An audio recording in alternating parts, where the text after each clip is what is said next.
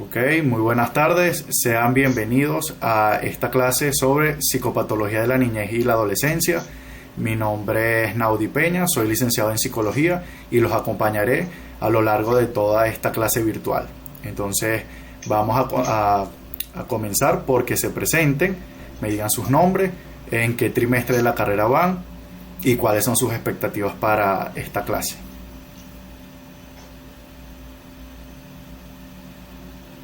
Buenas tardes, mi nombre es Marianela Escalona, soy estudiante de Psicología de la Universidad de Yacambú.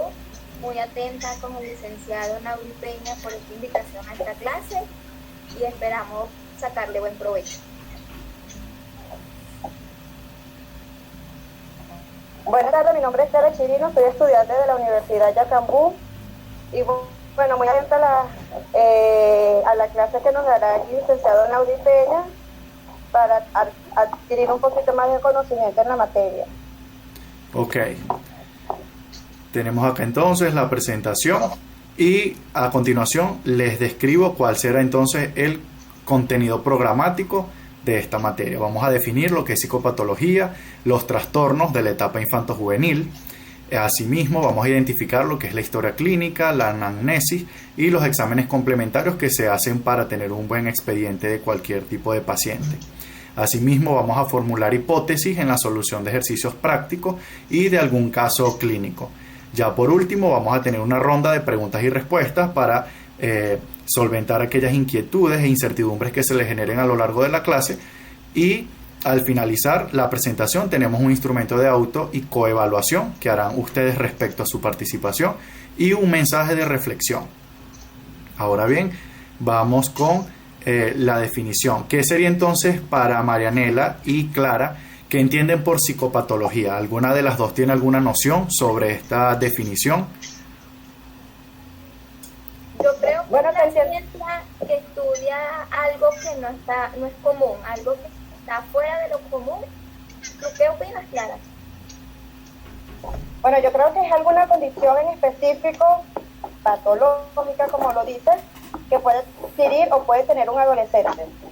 Así es, están perfectamente dentro de la definición, porque psicopatología obviamente es la rama de la psicología que se encarga del estudio a profundidad de cualquier conducta anómala que se puede presentar en la etapa infanto-juvenil.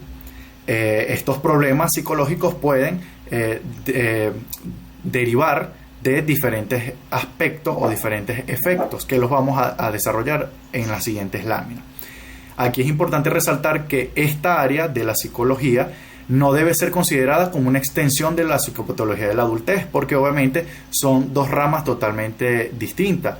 Lo que abarcaría la psicopatología de la niñez sería en edad de 0 meses hasta los 18 años, que es la etapa donde el infante pasa a ser adulto. Seguidamente tenemos entonces los objetivos sobre otra definición que establece que la psicopatología, dentro de la psicopatología, los problemas conductuales y emocionales se deben considerar sobre la base en que el individuo, que es un individuo en desarrollo constante, tiene cambios conductuales y cognitivos. Y estos a su vez producen una función de maduración tanto a nivel físico y como el desarrollo psicológico. Entonces debemos tener siempre presente que hay etapas, y en esto existen diferentes autores, los cuales establecen cuál es el desarrollo adecuado del infante y cuándo se considera que no hay un desarrollo propiamente dicho, y entonces donde el niño se ve como estancado en algunas de su etapa de evolución. Tenemos también los objetivos de la psicopatología de la niñez y la adolescencia. Alguna de las dos, Marianela, ¿puedes leer los 3 primeros objetivos de la psicopatología? ¿O no alcanzas a leer? Ok. Dentro de la lámina establece que es descripción, observación y evaluación de la conducta anormal. ¿Por qué creen ustedes que es el principal objetivo de la psicopatología?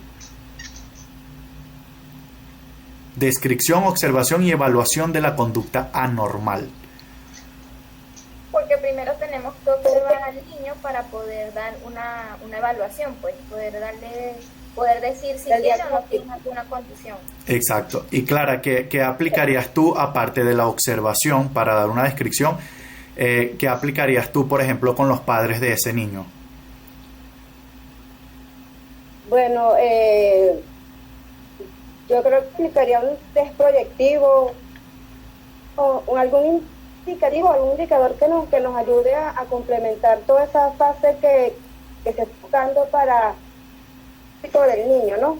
Sí, y importante también que se complemente con el verbatim de los padres, porque recuerden que muchas veces los padres omiten cierta información para nosotros dar una descripción en el informe o en este caso el historial clínico que se le abra al niño. Asimismo tenemos entonces que el objetivo de la psicopatología es la investigación de causas y factores que producen esta conducta anormal. Entonces en la siguiente lámina vamos a describir cuáles son esos factores. Tenemos aquí que se definen en función de la frecuencia, duración e intensidad. Aquí hay que prestar atención cuando preguntamos a los padres qué tiempo tiene el niño, por ejemplo, sin dormir o orinándose la cama. De lo que los demás perciben como disruptivo o irracional. ¿Qué persona es la que está observando al niño que tiene una conducta fuera de lo común? Porque debemos establecer cuál es la percepción de esa persona que está evaluando al niño sin poseer las estrategias profesionales para establecer un diagnóstico o un posible diagnóstico.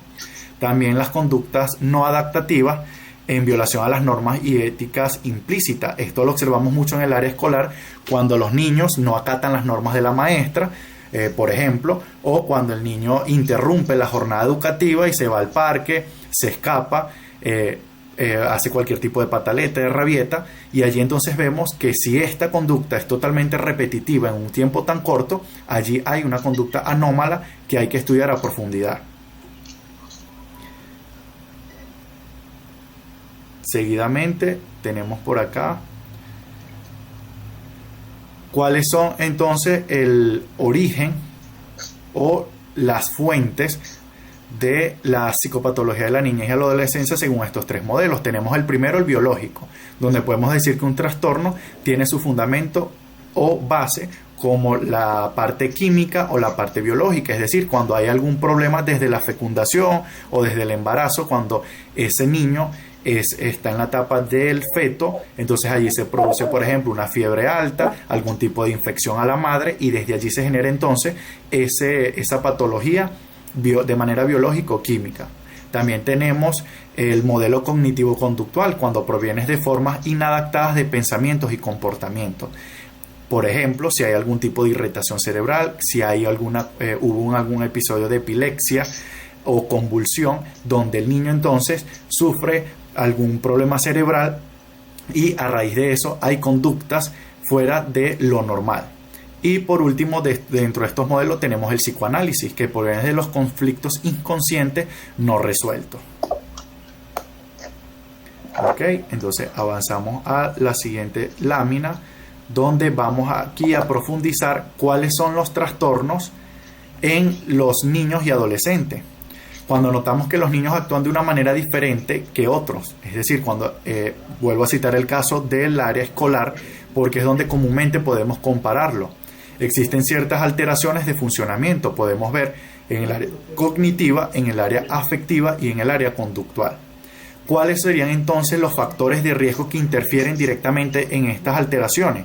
El área psicosocial, como lo puede ser un divorcio, un maltrato físico, un abuso sexual, padres que son sumamente adolescentes y no están preparados para asumir el rol o la responsabilidad de padre, o que consumen cualquier tipo de sustancia psicotrópica o estupefaciente. Y como factor ambiental tenemos algunas instituciones públicas, algunos vecindarios que son quizás de bajo estatus social, e influyen mucho entonces el desenvolvimiento que vaya a tener el niño o el adolescente dentro de este entorno. Hasta ahora, ¿qué les ha parecido? ¿Tienen alguna inquietud? ¿Tienen algún aporte también respecto a estos ejemplos del factor de riesgo que puede existir para que un niño tenga una conducta anómala? Bueno, pero hasta ahora yo estoy complacida, pues no tengo ninguna pregunta. Perfecto. ¿Y Marianela? Igual, voy entendiendo el tema muy bien. Ok, perfecto. ¿Alguna vez han escuchado de algún caso donde el niño tenga una conducta irregular por divorcio, por separación de sus padres, por muerte de un familiar? Mucho Sí, yo he escuchado. por la separación de cuando se separan los padres, el niño como que retrocede a su etapa, que si ya había dejado el pañal, tienen que volverle a comenzar a dar pañal, igual si ya que le daban la comida, comienzan a dársela otra vez. Si caminaba, comienza a gatear, eso, retrocede. Exacto, entra en etapa de regresión. Ok, más adelante tenemos exacto. también unos casitos que vamos a detallar ese tipo de ejemplos. Entonces acá vamos a describir cómo se subdividen los tipos de trastornos en la etapa infanto-juvenil.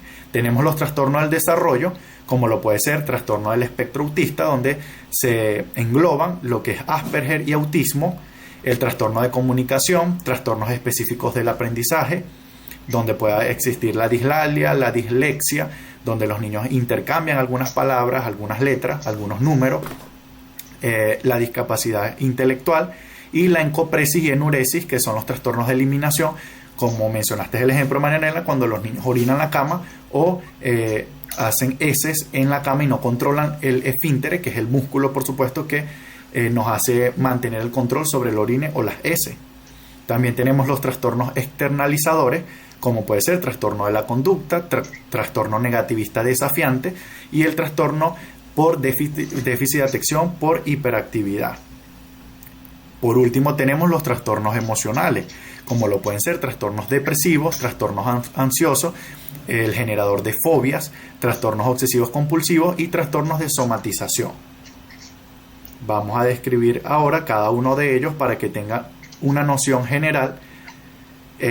¿Han oído alguna vez hablar del, por ejemplo, los trastornos del espectro autista? Que el nuevo manual, el DSM-5, lo cataloga como espectro autista, pero antes se le llamaba por separado autismo o Asperger. Creo que dentro del espectro autista se pueden relacionar con los pacientes que sufren TDAH. No, el TDAH entra dentro de otra gama de los tipos de trastornos. Este es un trastorno de la conducta, porque es trastorno de déficit de atención por hiperactividad. Cuando hablamos del espectro autista, hablamos de Asperger o autismo, que son ciertas características donde los niños tienen problemas de comunicación, tienen sensibilidad auditiva, poseen un alto nivel de intelectualidad, de retención, de memoria y concentración, pero ellos siempre se engloban como en una burbuja donde viven un mundo paralelo a los de los demás. Tenemos también entonces, tenemos también los trastornos de la comunicación, donde hay niños que, por ejemplo, si al primer año no empieza a balbucear, a decir por lo menos mamá, papá, que son las palabras básicas, ya ahí vemos que quizás existe un indicador de que el niño va a tener algún problema de comunicación. Existen también los específicos del aprendizaje, como la dislalia, la dislexia, donde los niños confunden la P con la B o la D con la T, por ejemplo. En vez de decir jugo, dicen bubo. Entonces allí vemos que si esta conducta es repetida por un tiempo prolongado, aproximadamente de 6 meses, ya el niño puede ser entonces que está dentro para catalogarlo en estos trastornos. Y el enuresis y encopresis, ¿sí? Una pregunta, ¿hay alguna edad comprendida para saber si ya él padece este trastorno o no?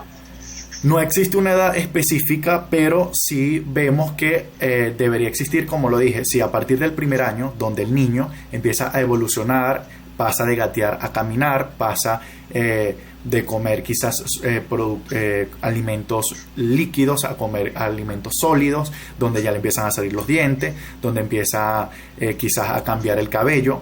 Entonces vemos si no hay alguna pronunciación, quizás algún motivo por hacerlo, donde el niño se le sienta como ese estímulo por realizar un balbuceo, entonces vemos que allí sí hay que prestar mayor atención. Y la enuresis y la encopresis es cuando el niño moja la cama o hace heces sobre la cama en reiteradas oportunidades. No es que es de manera esporádica, semanal, quincenal, sino que todas las noches el niño, aun cuando se le controla con quizás pañales, se evita dar líquidos a partir de las 6 de la tarde, se levanta a cierta hora, 10 de la noche, 12 de la noche, para que el niño vaya al baño y aún así incurre, entonces podemos decir que está inmerso dentro del trastorno de eliminación, como la enuresis y ecopresia. Seguidamente tenemos entonces los trastornos externalizadores. En estos trastornos podemos dividirlo en tres: el trastorno de conducta, trastorno negativista desafiante y trastorno de déficit de atención por hiperactividad. El trastorno de conducta es cuando vemos que el niño posee alta energía y esta energía la canaliza solamente o por lo general sobre la agresividad. Empieza a empujar a los demás niños, agarra un color y pincha a su compañero, agarra la lonchera del compañero y le bota la comida, por ejemplo. Ese tipo de conductas es irregular en un niño, es anómala y podemos decir entonces que entra dentro de esta categoría. El negativista desafiante por lo general es un niño que posee como el llamado complejo de superioridad. Es este donde se confronta a los adultos y no mantiene el respeto, no es tolerante, sino que responde o reacciona ante las sugerencias, ante las correcciones que le haga un adulto de cómo debe comportarse. Si le dice, por ejemplo, mantén la calma, y el niño viene y se genera ciertos golpes, patadas, le dice quizás groserías, entonces allí vemos que este niño puede ser, con ciertos indicadores, un negativista desafiante, donde siempre va a llevar la contraria de lo que se le ordena hacer. Y el trastorno de déficit de atención por hiperactividad es donde por lo general el niño en el área escolar no presta atención, cada vez con cualquier estímulo, por más sencillo que sea, el niño desvía la concentración, la memoria, no tiene retención y prefiere hacer otro tipo de actividades que para él quizás sean más dinámicas, como escaparse de clase, ir a jugar al teatro y no concentrarse en las tareas, y cuando realmente valora su cuaderno no tiene ningún tipo de actividad desarrollada. Ahora bien, vamos entonces a hablar por último de los trastornos emocionales.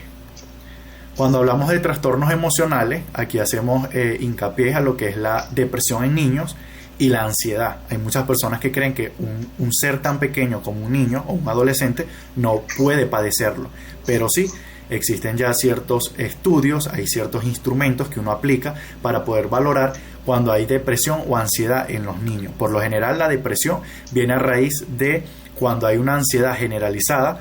En el caso, por ejemplo, de separación de los padres, hay niños que no asimilan por su corta edad y su poca capacidad de razonamiento el entender el por qué sus padres ya no estarán juntos. Entonces empiezan a culparse ellos mismos, a quizás comprender que por ellos ya sus padres no van a convivir más, y empiezan a encerrarse en su propia burbuja, que los conduce entonces a esa ansiedad donde se comen las uñas, donde el niño empieza a no controlar también los esfínteres, donde el niño no cumple con sus actividades cotidianas, empieza a distraerse de una manera más fácil, ya no quiere ni siquiera socializar con sus amiguitos, con sus primos, o hasta aislarse dentro de su núcleo familiar.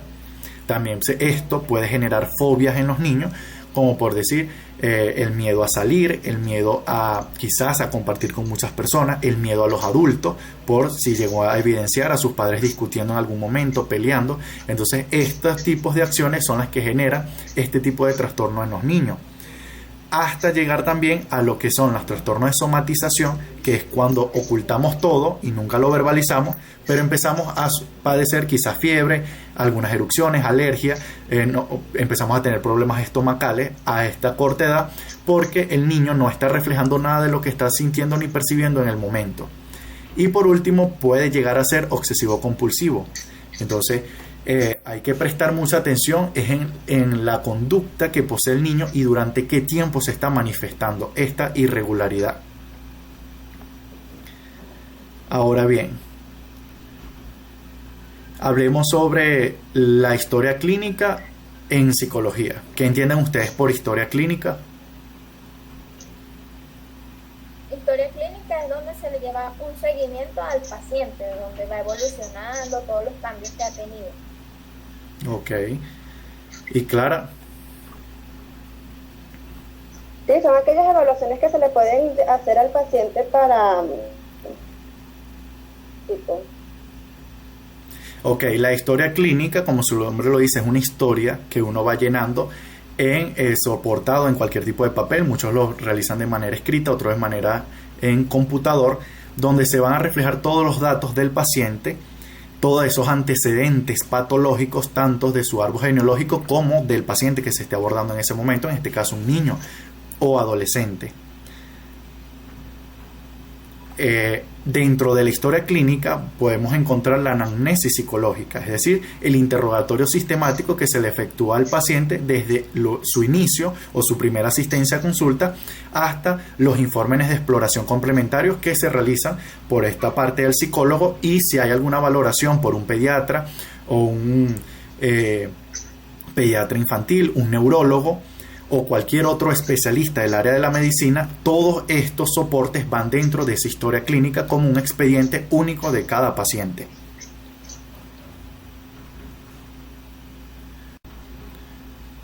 Ok, continuamos entonces con la ronda de preguntas y respuestas.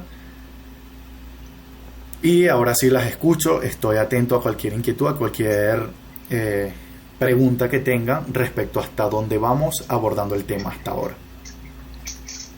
Una pregunta, licenciado. ¿Un niño puede tener tanto trastorno del desarrollo como otro tipo de trastorno? ¿Puede presentar dos? Bueno, por lo general siempre hay un trastorno, el cual es el que tiene mayor prevalencia sobre, en este caso, la conducta del niño. Si es un trastorno del desarrollo, debemos especificar cuál, porque muchas veces un trastorno puede conllevarte a otro. En este caso, de ejemplo, cito el trastorno de la ansiedad, que puede comenzar como algo sencillo, como quizás, bueno, tengo los niveles ansiosos alterados, empiezo a comerme las uñas, pero empieza de manera progresiva a agudizarse, y una vez, entonces, que el niño tiene una ansiedad generalizada, aguda, puede conllevarlo a la depresión. Y esta a su vez entonces empieza a entrar el niño como en decadencia mental o un desequilibrio emocional que conlleva entonces a consecuencias muy graves si no se abordan y se atiende desde el momento, y ya de hecho pasaría de manos del psicólogo prácticamente directo a manos del psiquiatra para que haya una medicación y poder controlar entonces ese desequilibrio mental. Ok, gracias. Clara. Sí, quería preguntar si, como se habló mucho del control de esfínter en los niños, y esta es una de las primeras señales o la más marcada para diagnosticar un trastorno de uno de los niños, de uno de los trastornos de la niñez, pues, de la psicopatología. Sí, fíjate que cuando hablamos de trastornos de eliminación son la enuresis y la encopresis, pero estas también a su vez pueden ser indicadores de otro tipo de trastornos. De hecho, hay niños que sufren abusos sexuales, abuso o maltrato psicológico y físico, y empiezan a manifestarse a través de la encopresis y la enuresis, es decir, no controlan los esfínteres. Entonces allí puede haber una alerta de que el niño entonces está siendo tocado por sus partes íntimas, quizás está siendo privado emocionalmente, amenazado por supuesto, y el niño, como no verbaliza nada de lo que está viviendo en su momento, el cuerpo empieza a somatizar, que de hecho también es otro tipo de trastorno, como es el trastorno de somatización. Entonces sí debemos prestar mucha atención, por eso siempre hago hincapié de cuántas veces o qué tan seguido es el periodo de manifestación de esta irregularidad en la conducta. Si se hace todas las noches, entonces quiere decir que el niño sí padece directamente el trastorno de eliminación. Pero si lo hace de alguna u otra manera esporádico, quiere decir que quizás el niño, en ese momento que manifestó ese no control del esfínter, puede que haya tenido ese día algún tipo de maltrato, algún tipo de abuso, y allí nos da una señal de alerta. Ok, gracias. Ok. Otra aclaratoria es sobre el desarrollo cuando hablamos sobre niños y cuando hablamos de adolescentes. El término en niños hablamos desde el momento de la fecundación. Existen muchos escritores que apoyan esta teoría desde el momento de que el niño está fecundado y está en la barriga de su madre hasta los 12 años, es decir, 11 años con 23 horas, entonces se considera niño. Ya después que cumple los 12 años, se considera adolescente hasta los 18 años. Un término mal utilizado es el preadolescente. Podemos escuchar muchas veces por allí que los docentes, por ejemplo, dicen, no, yo tengo un estudiante que está en la etapa de preadolescente. Eso no existe. O es niño o es adolescente. Entonces deben tener mucho cuidado con los términos que se utilizan, sobre todo a la hora de realizar un informe o una valoración psicológica. Ahora bien, no hay más preguntas, no hay más inquietudes, todo bien hasta ahora.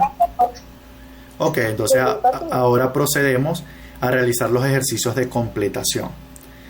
Voy a leerles por acá el primer ejercicio que dice: ahí va la palabra que van a completar, se define como aquella disciplina cuyo objetivo es el estudio de las organizaciones y dinámicas psicológicas que subyacen a las perturbaciones del psiquismo, con el propósito de conocer sus determinantes, evolución y consecuencias que un trastorno puede ocasionar en el desarrollo de un niño o adolescente. ¿Cuál creen allí que sería la definición? La palabra que falta.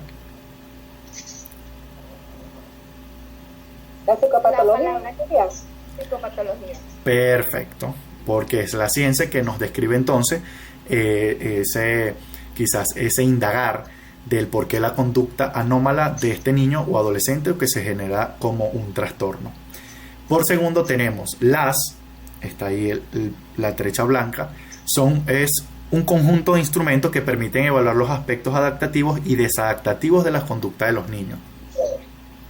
¿Cuál consideran ustedes que serán esos instrumentos que permiten evaluar? Son los test. Exacto.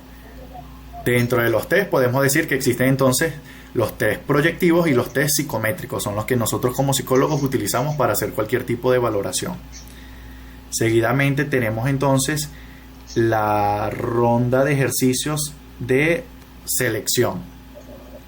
Entonces, allí hablamos de ejercicio de selección simple. Trastornos, ¿cuáles consideran ustedes que son los trastornos afectivos de la infancia y en la adolescencia? Les describo: depresión infantil, trastorno de personalidad, trastorno bipolar, trastorno obsesivo compulsivo, todas las anteriores o ninguna de las anteriores. Todas las anteriores. Ajá, y Marianela. Los trastornos afectivos de la depresión y la obsesión, ¿no?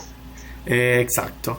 Entonces allí corregimos a Clara, que dijo que eran todas las anteriores. Cuando hablamos de trastornos afectivos de la infancia y adolescencia, solamente es depresión infantil y trastorno obsesivo compulsivo dentro de las opciones que teníamos. Y por segundo tenemos cuáles son los trastornos de eliminación, que ya lo hablamos anteriormente y está como muy fresca la información. Enuresis, falta de sueño, cansancio, encopresis, erupción en la piel, alergia. ¿Cuáles creen ustedes que son los trastornos de eliminación? Erupciones y no recuerdo la otra. Enuresis. Ajá, ¿y la otra? Ya va. Enuresis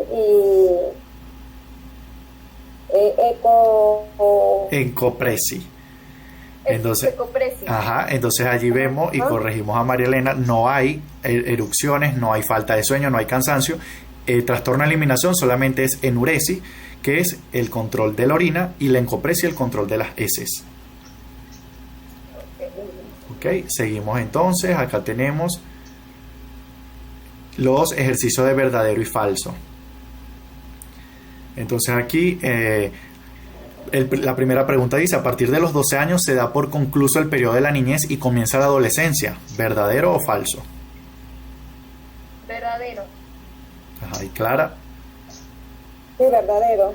Ok, perfecto, es verdadero, como lo expliqué anteriormente. Ya a partir de los 12 hasta los 18 es adolescente. Y la segunda dice: la etapa del adolescente temprano es la etapa del descubrimiento donde el niño está en plena exploración, está en contacto con su medio ambiente, está descubriendo todo lo que le rodea.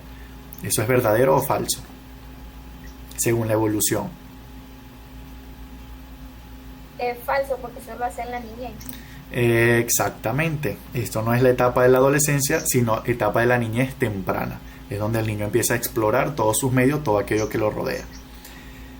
Ahora vamos por último con la evaluación del caso clínico. Voy a leerles a grosso modo y hay solamente 2 preguntas que van a responder.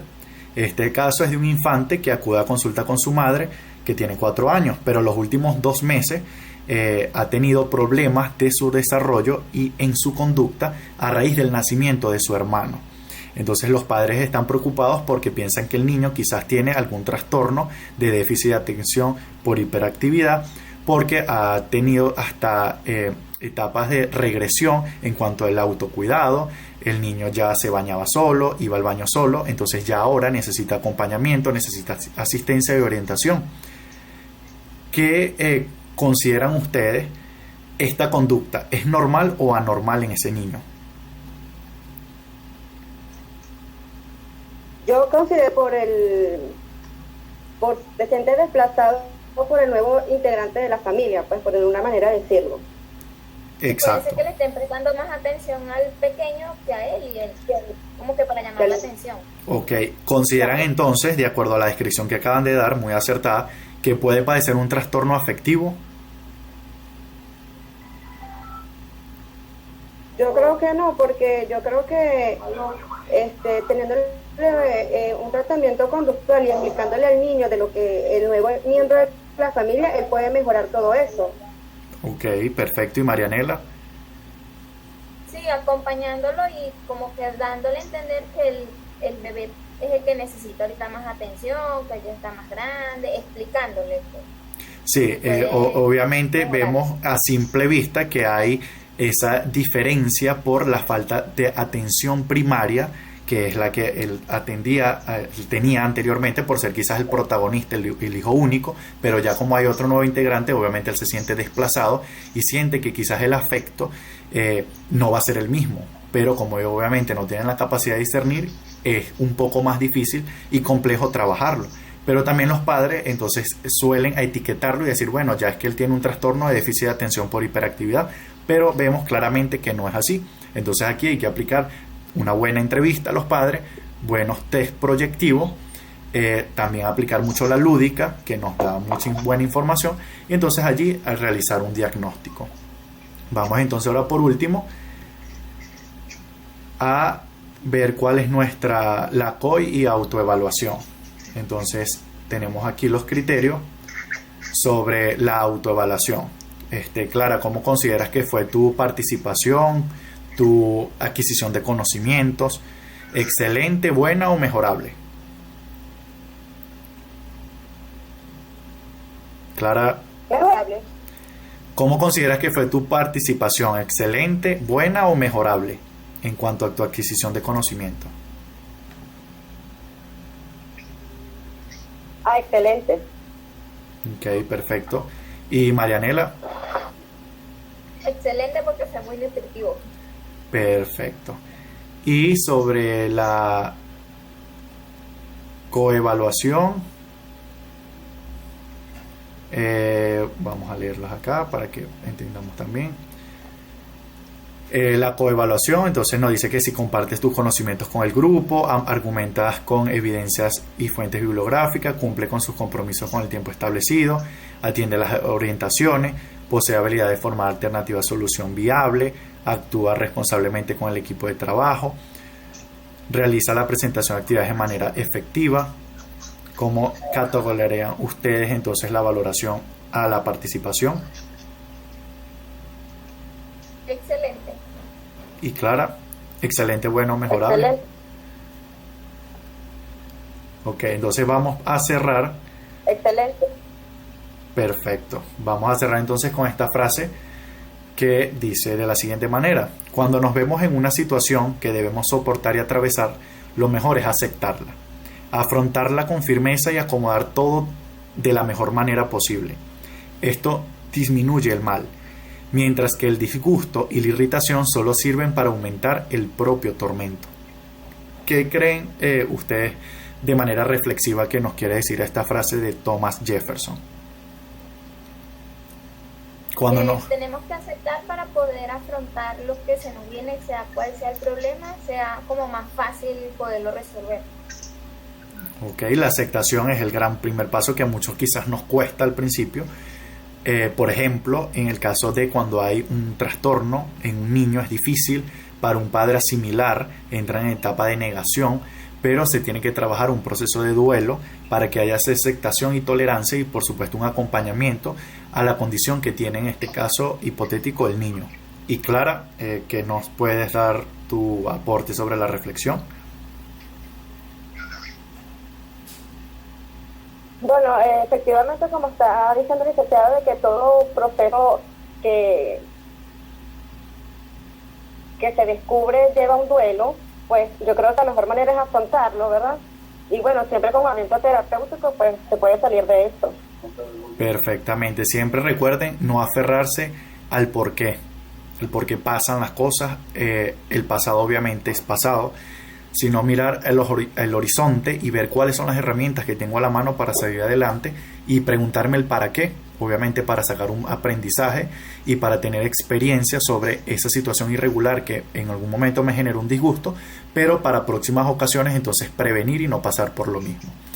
Acá entonces por último voy a mostrar las referencias bibliográficas que sustentaron el desarrollo de la presente clase y por supuesto agradecerlas a ustedes sobre su participación, sobre el interés a la temática, y sé que van a ser también excelentes profesionales de la psicología, que disfruten de la guía didáctica que les fue enviada a su correo que tienen en la plataforma, y al igual que la presentación.